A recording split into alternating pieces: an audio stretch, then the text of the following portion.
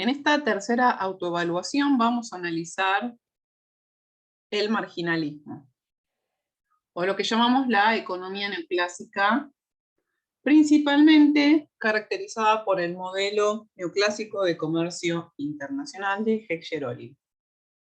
Comencemos con las preguntas de opción múltiple. La primera pregunta nos dice, indicar si el siguiente enunciado es verdadero o falso, y aquí nos pregunta, el modelo de Heckscher-Ohlin plantea que cada país se especializará de manera completa en la producción de aquellos bienes que sean intensivos, en aquellos recursos que posean de manera relativamente abundante. Si uno está medio desprevenido en la lectura, podría pensar que es verdadero. Lo importante aquí a destacar por qué esta afirmación es falsa, este enunciado es falso, es porque la especialización que se da en el modelo neoclásico de Heckscher-Ohlin es una especialización incompleta, a diferencia de la que veíamos en el modelo de Ricardo. Así que este concepto de la especialización es lo que nos hace, lo que nos implica la falsedad de la respuesta. En la 2 nos dice, si el país 1 es el país con abundancia de capital, entonces debe, el país 2 por definición, ser abundante en trabajo. En este caso la afirmación es verdadera. Es importante destacar que cuando estamos hablando de abundancia de capital y abundancia de trabajo, estamos hablando de un concepto relativo. Puede ser que un país tenga más abundancia absoluta de ambos, pero relativamente va a ser más abundante en capital y relativamente, entonces el otro país va a ser, como decía, relativamente más abundante en trabajo. Siempre recuerden que en estos modelos, principalmente desde Ricardo, clásico y neoclásico, el concepto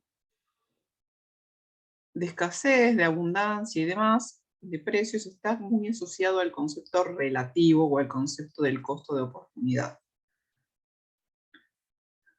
En la tercera nos dice, en una economía abierta, la especialización completa genera un beneficio, tanto en términos de consumo como de producción. Nuevamente, este enunciado es falso solamente porque nos dice que la especialización es completa. Recordemos que dijimos que la especialización en este modelo es incompleta.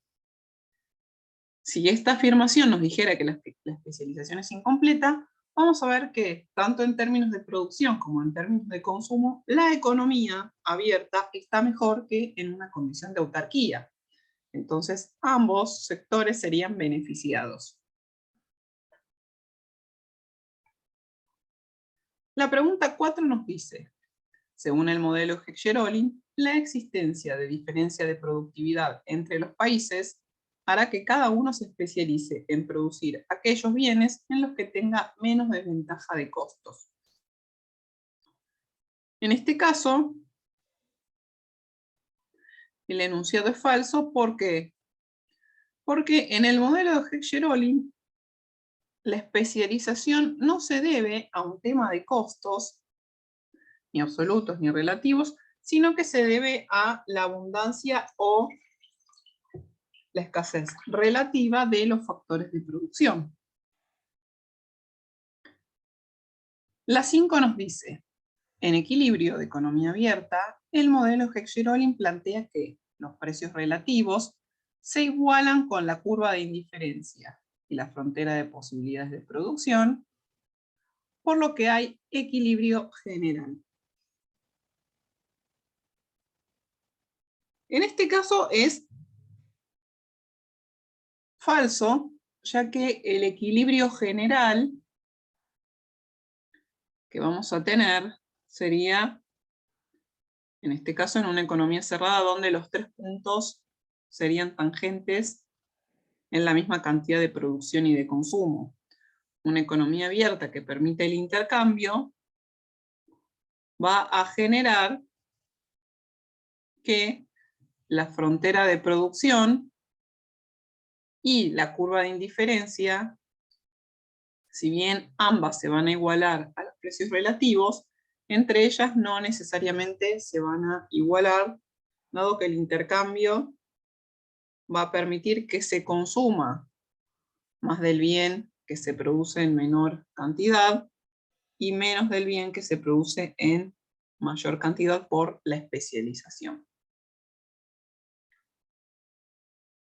La 6 nos dice, a pesar que la dotación de factores difiere en los países, a través del comercio internacional se igualan los precios, dado que a través de las exportaciones e importaciones se trasladan indirectamente los factores productivos. En este caso, la afirmación es verdadera porque los cambios en los precios generan una igualación en precios relativos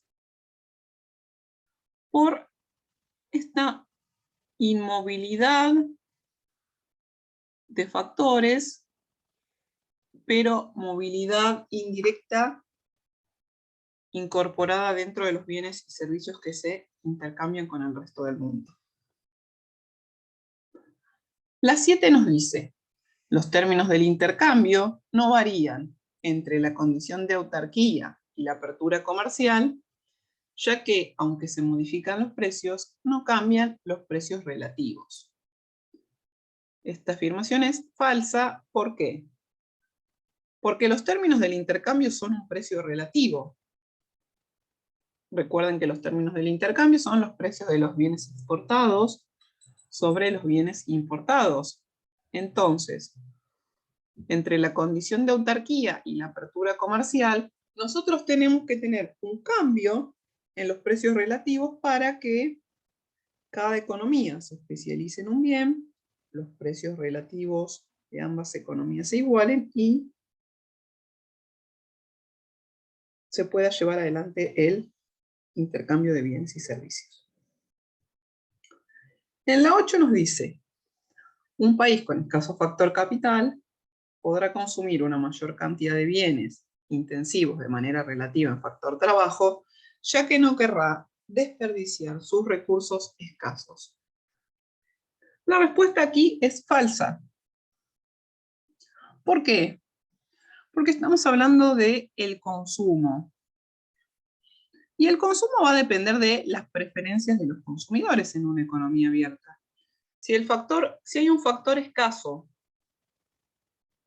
el país se va a especializar en la producción de otro bien, pero en términos de consumo lo que vamos a tener es que todos aquellos bienes que quieran ser consumidos van a poder ser importados y todos los bienes que no quieran ser consumidos van a generar un saldo exportable que van a permitir el intercambio con otro país que se especialice de otra manera. La pregunta 9 nos dice, las ganancias del comercio del modelo neoclásico pueden dividirse en ganancias del productor y en ganancias del consumidor. En este caso es verdadero. Las ganancias del consumidor están relacionadas a que puede consumir distintas cantidades que las que se producen. Las ganancias del productor están relacionadas con que la especialización lo que les permite asignar de manera eficiente los recursos.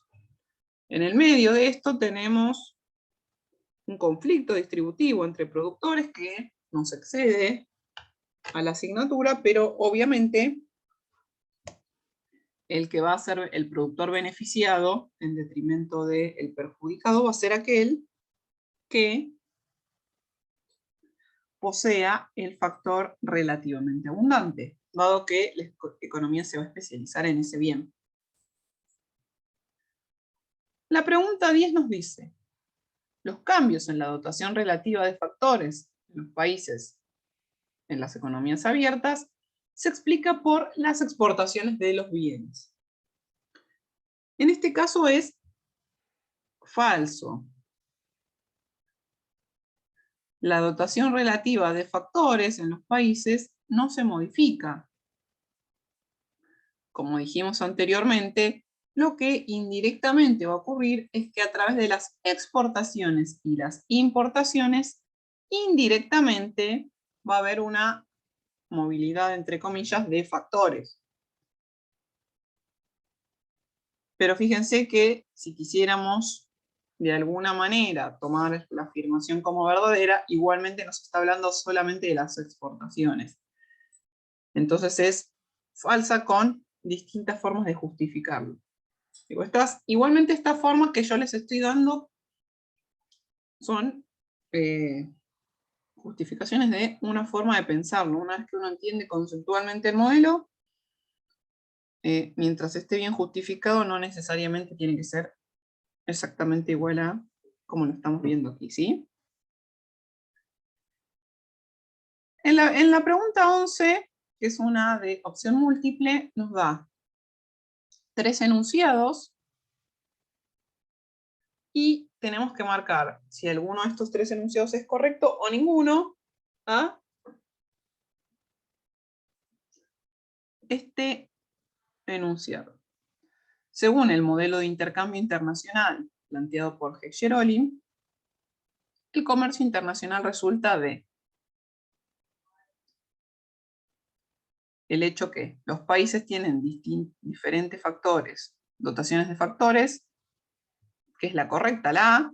Entonces, existen países con abundancia relativa de capital y otros con abundancia relativa de trabajo. Los más ricos exportarán bienes intensivos en capital y los ricos en trabajo exportarán bienes intensivos en trabajo.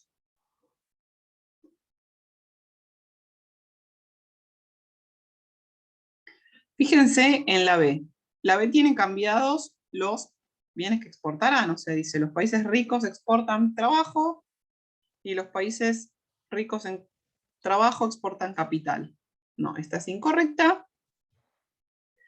Y fíjense que la C, en vez de hablarnos de abundancia relativa, nos está hablando de abundancia absoluta. Por eso fíjense que si bien los 3 enunciados son muy similares, hay que leerlos con mucho detalle para no cometer errores innecesarios. La 12 nos dice, una forma en la que el modelo Heck-Sherolin difiere del modelo de Ricardo es que este último, o sea, el de Ricardo, asume que la dotación de factores es idéntica en todos los países. Fíjense que lo nuevo que tiene el modelo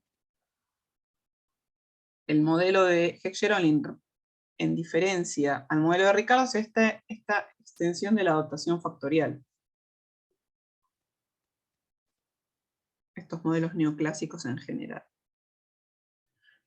La 13 nos dice, en un modelo de comercio internacional neoclásico, un cambio en el precio relativo de los bienes, importados o exportados, recordemos que el precio relativo de los bienes son los términos del intercambio, genera un cambio en la restricción de presupuesto.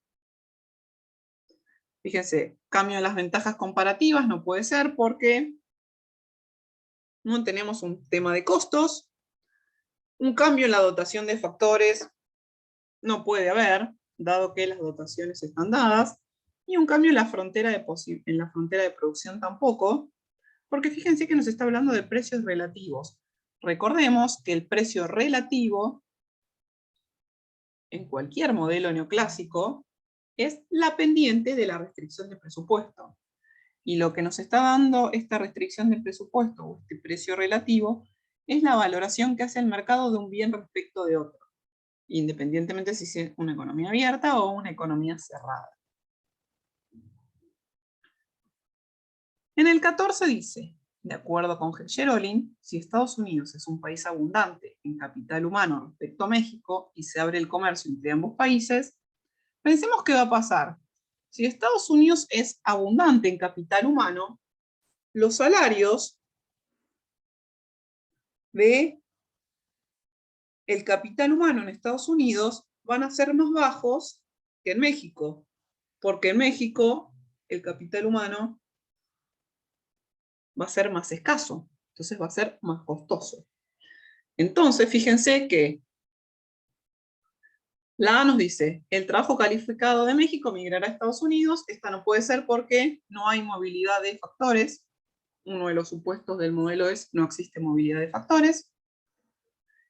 El salario de los trabajadores calificados de Estados Unidos bajará al nivel de los salarios mexicanos.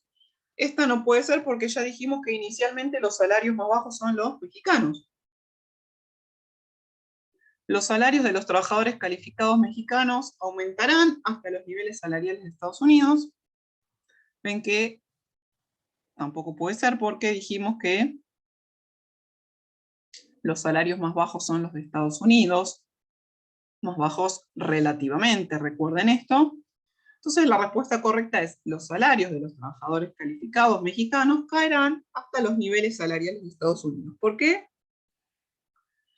Porque cuando se abre el comercio, ahora el capital humano de Estados Unidos, que es relativamente más barato y abundante, va a competir con este trabajo que en economía cerrada en México era escaso y ahora va a ser relativamente más abundante, contenido de los bienes que se intercambian entre los países.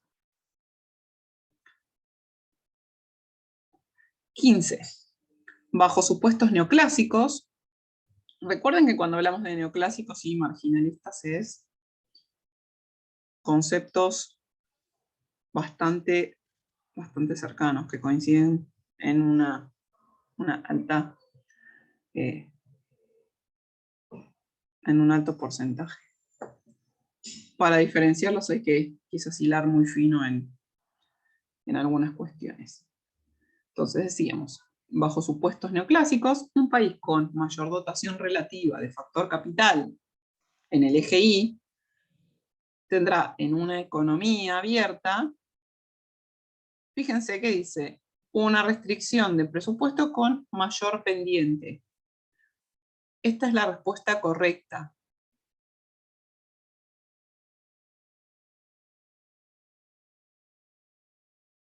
Acuérdense que menor pendiente es más vertical, mayor pendiente es más horizontal. Pero si el factor está en el eje Y, fíjense como dice acá, la pendiente va a rotar hacia el eje Y. ¿Sí? ¿Debido a qué? Debido al cambio en el precio relativo de los bienes cuando abrimos la economía. Vamos a la última.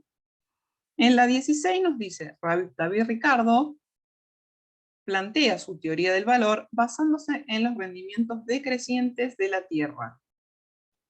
La extensión de este supuesto al resto de los factores productivos es realizada por los los keynesianos, los monetaristas, los neoclásicos. Ahí se son correctas o ninguna de las anteriores. La respuesta correcta es neoclásicos. Recordemos que en los modelos neoclásicos, así como la tierra tiene rendimientos marginales decrecientes, también los tienen